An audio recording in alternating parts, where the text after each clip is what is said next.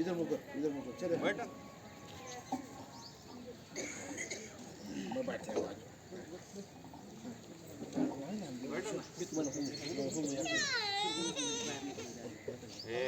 Photo करना क्या photo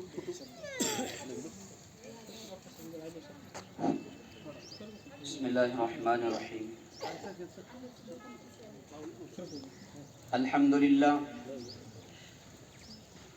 अल्हम्दुलिल्लाह रब्बिल आलमीन वस्सलातु वस्सलामु अला सय्यिदिल अंबिया'i वल मुरसलीन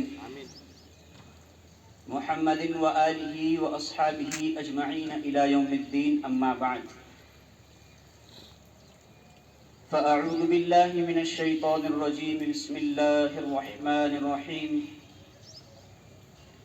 क़ुल जाअल हक़्क़ु व ज़हक़ल बातिल इन्नल बातिल कान ज़हूक़ा रब्बि इश्रह ली सदरी व यस्सिर ली अमरी वहलुल उक़दतम मिन लिसानी यफ़क़हू क़ौली अल्लाहुम्मा सल्लि अला सय्यिदिना मुहम्मद व अला आलि सय्यिदिना मुहम्मदिन व बारिक व सल्लिम अल्लाहुम्मा सल्लि अला सय्यिदिना मुहम्मद व अला आलि सय्यिदिना मुहम्मदिन व बारिक व सल्लिम अल्लाहुम्मा सल्लि अला सय्यिदिना मुहम्मद व अला आलि सय्यिदिना मुहम्मदिन व बारिक व सल्लिम। मुअज़्ज़ज़ व मुकर्रम मेहमानान निज़ाम, इदारे हाज़ा के मौक़र असातिज़ाए किराम और गुलशन अल हिरा के चहकते महकते फूलों, अल्लाह रब्बुल इज़्ज़त का एहसान है, करम है, फ़ज़ल है कि अल्लाह जल्ल जलालहू व अज़्ज़ व नवालहू ने हम सबको हिंदुस्तान जैसी पाक सरजमीन में पैदा फरमाया।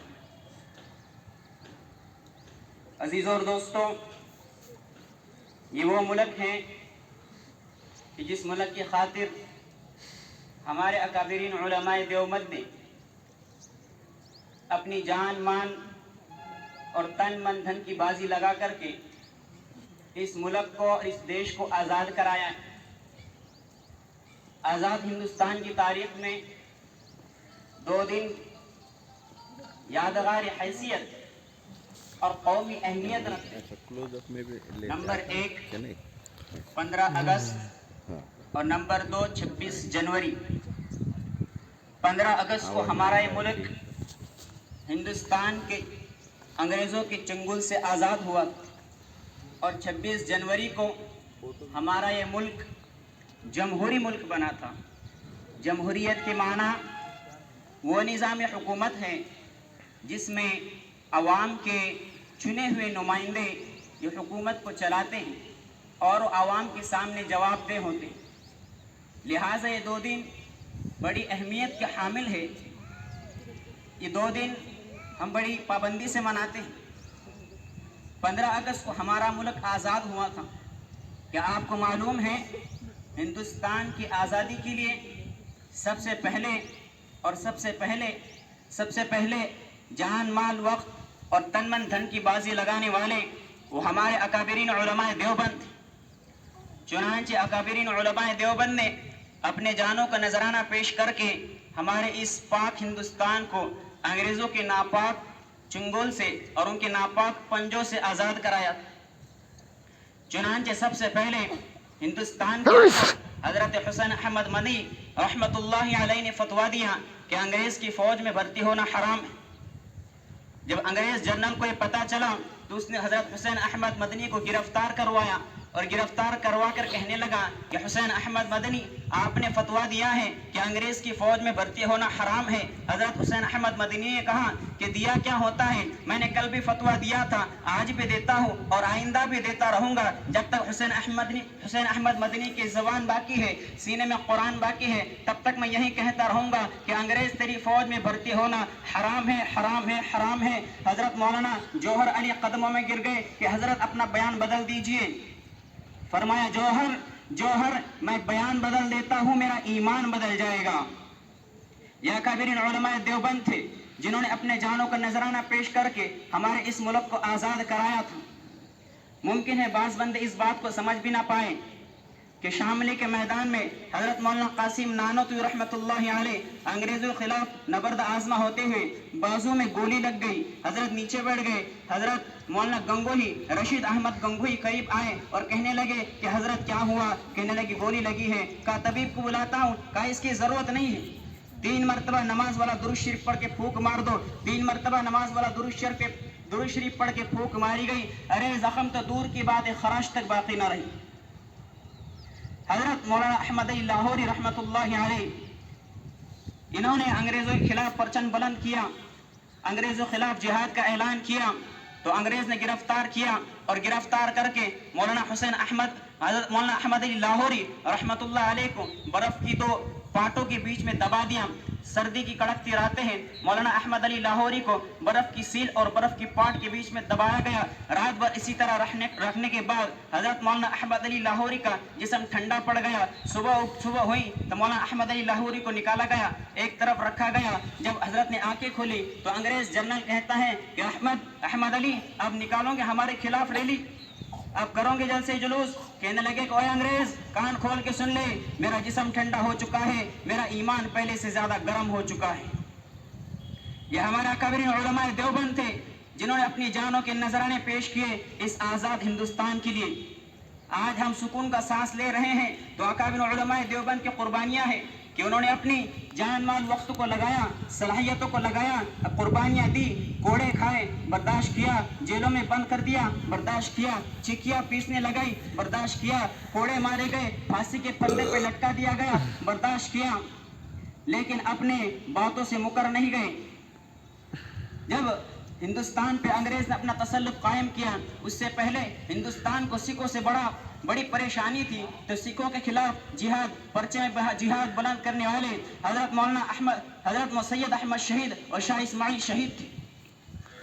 जब इन्होंने अंग्रेजों के खिलाफ पर्चे में जिहाद बुलंद किया तो बाज लोग होते हैं उन्होंने इनको जिज करना चाहा। उनकी जहनियत ये थी कि मैदान जिहाद के आदमी है, दीनी दरस गांव से दूर है, हम इनको जिज करेंगे और अपने अंदर से उठने वाली हसद की आग को भड़काने में मदद मिलेगी।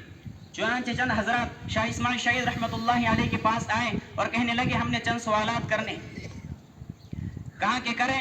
जब शाह इस्माइल शहीद रहमतुल्लाहि अलैह सवालात किए गए उन्होंने सवालात की जवाब दे दिए। उनकी जहनियत ये थी कि ये लोग दीनी दरस गांव से दूर है, मैदानी जिहाद के आदमी है, इनके पास इल्म की दौलत नहीं होगी।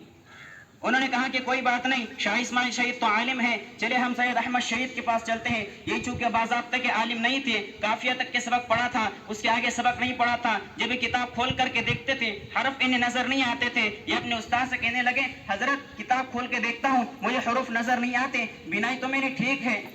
उनके उस्ताद ने कहा कि अहमद लगता है अल्लाह ने तुझसे दीनी काम नहीं, इल्मी काम नहीं और कोई और काम लेना है। इनको किताबों को बंद करवाया, इनसे किताबों को बंद करवाया और कहा कि तुम मैदान जिहाद की तबलीग जिहाद की तरबियत का आगाज कर लो। चुनांचे सैयद अहमद शहीद को किताबों से छुड़वा कर जिहाद पे लगाया। फिर एक वफद इनके पास आया और कहने लगा कि हमने आपसे सवालात करने। कहने लगे कि करो।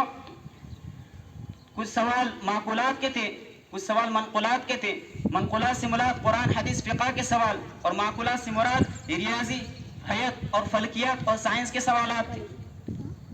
जब वो शाह अहमद शहीद से माकुलात के सवाल करते हजरत दाई तरफ देखते जवाब दे देते, जब मनकुलात के सवाल करते हजरत बाई तरफ देखते और जवाब दे देते। इनके शागिर्दों ने पूछा कि हजरत हमें 2 बातें समझ नहीं आई, आपने उन सवालों के जवाब दिए जो आपने कभी कुतुब में पढ़े नहीं, और नंबर 2 बात हमें समझ नहीं आई कि आपसे जब कुरान हदीस और फिक़ह का सवाल किया जाता आप दाई तरफ देख के जवाब दे देते, और आपसे जब रियाजी फलक और हयत का सवाल किया जाता आप बाई तरफ देख के जवाब दे देते। ये 2 बातें हमें समझ नहीं आई। तो हजरत ने कहा कि जब लोग मेरी मजलिस में आए तो मुझे लगा, मेरे दिल में इल्का हुआ कि ये लोग मुझसे सवाल करने नहीं मुझे जलील करने के लिए आए हैं। लिहाजा मैंने दिल ही दिल में अल्लाह से दुआ मांगी कि अल्लाह ये लोग मुझसे सवालात करने के लिए नहीं बल्कि मुझे जलील करने के लिए आए हैं, आज मेरी इज्जत का तो पास रख लेना। लिहाजा जब ये मुझसे मनकुलात का सवाल करते हैं तो अल्लाह दाई तरफ इमाम गजाली की रूह को हाजिर कर देता, मैं इनसे पूछ के उनको जवाब दे देता। जब ये रियाजी फलक और हयात के सवालात मुझसे करते हैं अल्लाह मेरी बाई तरफ इब्न तूर सीना की रूह को हाजिर कर देता, मैं इनसे पूछ के उनको जवाब दे देता। ये हमारा काबिरीन उलमाए देवबंद थे। قربان جائیے حضرت شاہ عطاءاللہ شاہ بخاری رحمۃ اللہ علیہ کی فقاہت پر. انہوں نے علم پرچم بلند کیا کہ انگریز جھوٹا نبی ہے، ہمارا نبی آخری رسول ہے، ہمارا نبی سچا رسول ہے. انگریز نے گرفتار کر دیا اور منو ٹنوں کے حساب سے غلہ پیسنے کے لیے دے دیا، چکیاں دے دی. انگریز کی ذہنیت ہے رات بھر بخاری چکی چلاتا ہوں گا، چلو جا کر ذرا اس کی وزٹ کر لو، جا کر ذرا دیکھ لو بخاری کیسی چکی چلاتا ہے. چنانچہ 4 بجے کے وقت انگریز جنرل آ کر حضرت شاہ عطاءاللہ شاہ بخاری کی کوٹھڑی کے سامنے باہر کھڑا کیا دیکھتا ہے؟ اس کی آنکھیں پھٹی کی پھٹی رہ گئی، حیران زدہ ہو گیا. کیا دیکھتا ہے کہ شاہ عطاءاللہ شاہ بخاری مسلح پہ بیٹھ کے قرآن پڑھ رہا ہے، چکیاں خود بخود چل رہی ہیں. انگریز جرنل کہنے لگا کہ عطاءاللہ شاہ بخاری میں یہ کیا دیکھ رہا ہوں، میں یہ کیا دیکھ رہا ہوں. فرمایا او ظالم تو کیا جانے، میں اس کا کام کرتا ہوں وہ میرا کام کرتا ہے. یہ ہمارے اکابرین علماء دیوبند جنہوں نے قربانیاں دے کر کے اس ہندوستان کو انگریز کے چنگل سے آزاد کرایا تھا. میرے دوستو اگر ہمارے اکابرین اس وقت قربانیاں نہ دیتے تو شاید آج ہم مسلمان نہ ہوتے. اگر اکابرین اس وقت قربانیاں نہ دیتے تو آج ہم چین کا سانس نہ لیے ہوتے. اگر ہمارے اکابرین علماء دیوبند نے اس وقت جانوں کے نذرانے پیش نہ کیے ہوتے آج ہم چین کا سانس اور سکون کا سانس ہندوستان میں نہ لیتے. آج ہم بھی غلامی کی زنجیر کے اندر جکڑے ہوئے ہوتے. کہ دلی سے لے کر خیبر پختون تک کوئی درخت ایسا نہیں تھا جہاں کسی عالم کی گردن نہ لٹکی ہوئی. علماء دیوبند پہ طرح طرح کے تشدد کیے گئے، قربانیاں دی گئی، تب جا کر کے ملک آج ہمارے ہاتھ میں آیا ہے. اللہ رب العزت ہم کو اس ملک کی قدر کرنے کی توفیق عطا فرمائے.